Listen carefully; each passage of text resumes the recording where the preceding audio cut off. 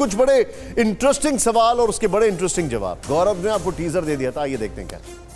बिल्कुल निशांत, तो हमने कहा था कि अब हम बताएंगे बंगाल के वोटर का मूड डिटेल में। अभी तक हमने बताया कि किस पार्टी को कितने वोट परसेंट मिल रहे हैं, लेकिन अब जानिए कि किस पार्टी को वोटर क्यों चुन रहे हैं। और ये बहुत इंटरेस्टिंग है। बंगाल के वोटर्स अगर बीजेपी को चुनेंगे तो क्यों चुनेंगे, हमने उनसे ये सवाल पूछा। कुछ हमने जब उनका मन टटोला तो क्या निकल कर आया। देखिए, सबसे बड़ा और जो सबसे पहला हमारा जो सवाल था इस ओपिनियन पोल का, वही कहीं ना कहीं इस सवाल में भी झलक रहा है। 41% लोगों ने कहा है कि वो बीजेपी को टीएमसी के भ्रष्टाचार की वजह से चुनेंगे। 41%। 21% लोगों की पसंद क्योंकि प्रधानमंत्री नरेंद्र मोदी हैं, इसलिए वो बीजेपी को चुनेंगे। तो दूसरा सबसे बड़ा फैक्टर बीजेपी को पसंद करने का। तीसरा, क्योंकि डबल इंजन की सरकार हो जाएगी। अगर बीजेपी की सरकार पश्चिम बंगाल में बनती है तो केंद्र और राज्य में डबल इंजन की सरकार हो जाएगी, इसलिए 13% लोग बीजेपी को वोट देंगे। 13% लोगों का मानना है कि बंगाल में तुष्टीकरण बहुत हो चुका है, इसलिए वो बीजेपी को वोट देना चाहते हैं, सरकार बदलना चाहते हैं।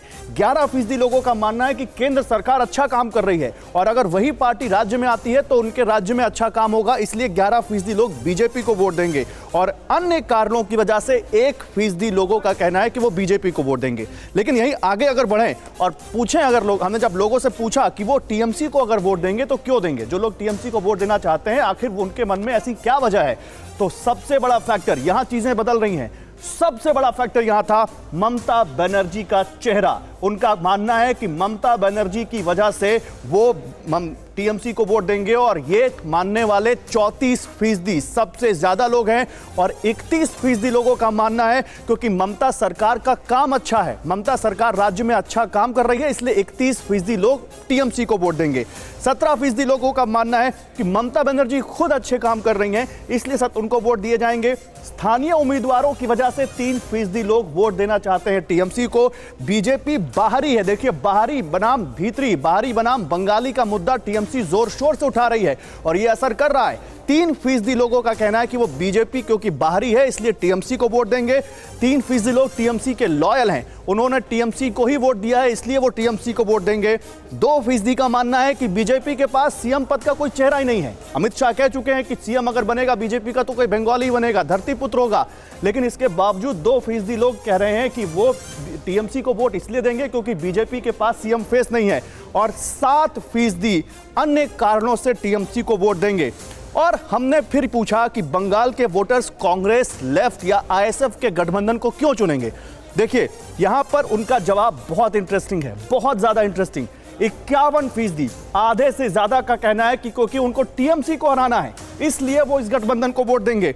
29% का कहना है कि वो बीजेपी को नहीं चाहते कि वो आए सरकार में, बीजेपी को हराने के लिए 29% लोग वोट देंगे। यानी 70-80% लोग इस गठबंधन के लिए नहीं, दूसरी पार्टियों की वजह से इस गठबंधन को वोट देना चाहते हैं। 20% लोग हैं जो अन्य कारणों की वजह से इस गठबंधन को वोट देंगे। निशांत, देखिए, आप जो बता रहे हैं, आपका जो सर्वे है उस सर्वे में 2 चीजें बड़ी ही उलट है और वो सर्वे अभी जो हम लोग देख रहे हैं वो समझ से परे है। और मैं चाहूंगा इस पर तुरंत मेरे साथ जो गौतम जी हैं वो बताएं मेरे साथ, क्योंकि मैं समझना चाह रहा हूं। गौरव ने जो सर्वे दिखाया उसका पहला सर्वे का पॉइंटर सुनिए आप। बंगाल में वोटर्स बीजेपी को क्यों चुनेंगे? टीएमसी का भ्रष्टाचार, फिर नरेंद्र मोदी, ठीक है। लेकिन यहां पर जब हम बात करें बंगाल में वोटर्स टीएमसी को क्यों चुनेंगे, बंगाल के वोटर्स टीएमसी को क्यों चुनेंगे, ममता का चेहरा 34%। यानी कि अगर बीजेपी को चुनेंगे और ममता का चेहरा, और फिर जो हम एक और चीज देख रहे हैं, बंगाल के वोटर्स कांग्रेस, लेफ्ट और आईएसएफ को क्यों चुनेंगे, क्योंकि टीएमसी को हराना है।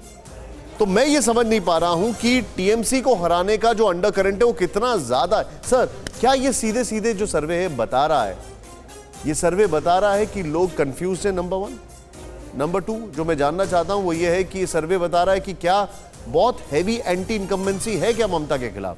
नहीं, सबसे पहले तो बात ये सही है निशांत कि बहुत ज़्यादा ही एंटी इनकम्बेंसी है। जो 30 साल कांग्रेस सरकार, 34 साल वामपंथी का जो इतना दिन में नहीं हुआ था, बहुत जल्दी एंटी इनकम्बेंसी हुआ है 10 सालों में।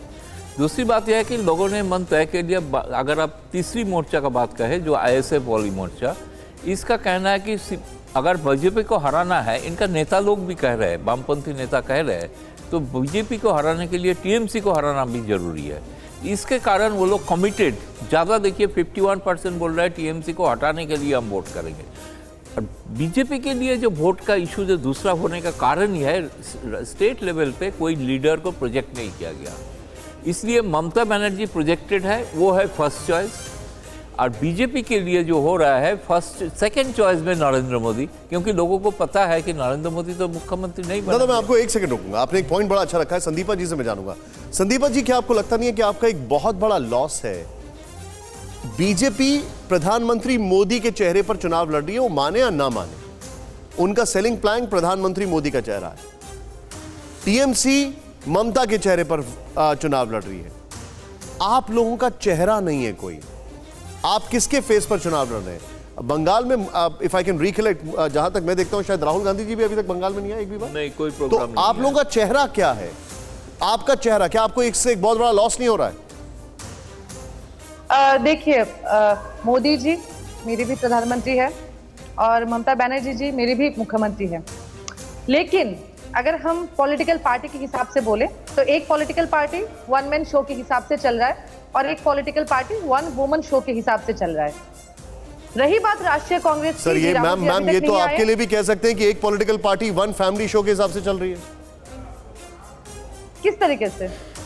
किस तरीके से? राहुल गांधी जी की बात तो अभी आपने किया ना सर। नहीं, मैं वन फैमिली शो की बात तो अभी आप बताइए कि बंगाल मोदी जी बार बार G23 करते रहते हैं।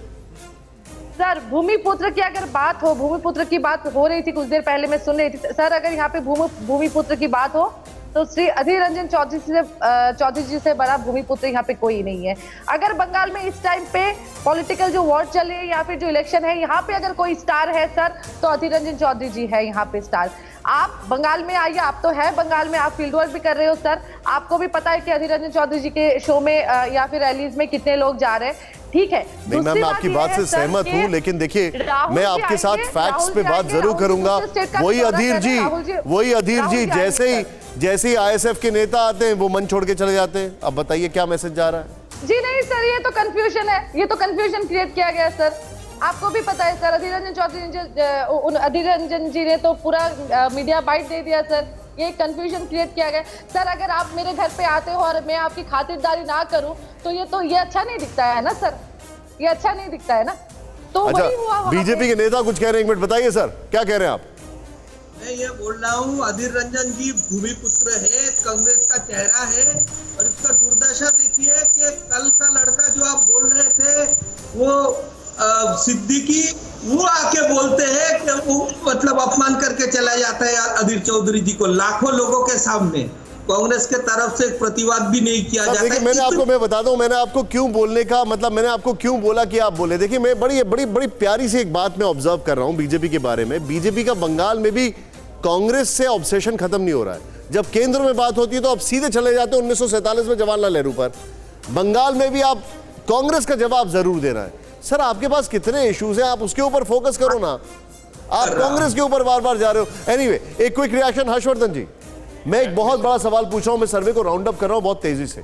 मेरा पहला सबसे बड़ा सवाल है, ये जो चुनाव है बहुत लंबा स्ट्रेच हो रहा है, और अगर मैं फैक्ट्स के हिसाब से सही हूं तो लोकसभा में 2019 में 78% वोटिंग हुई थी, विधानसभा में 82% वोटर टर्नआउट था।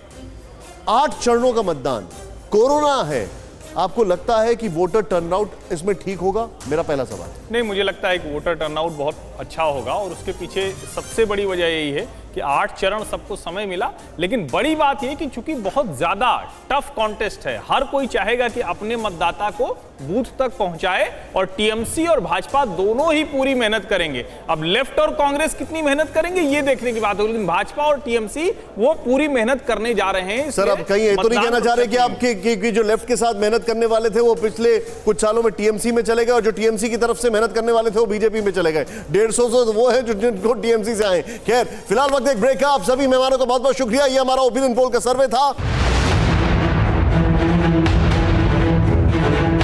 परवाह देश की, सोमवार से शुक्रवार रात 10 बजे TV9 भारतवर्ष पर।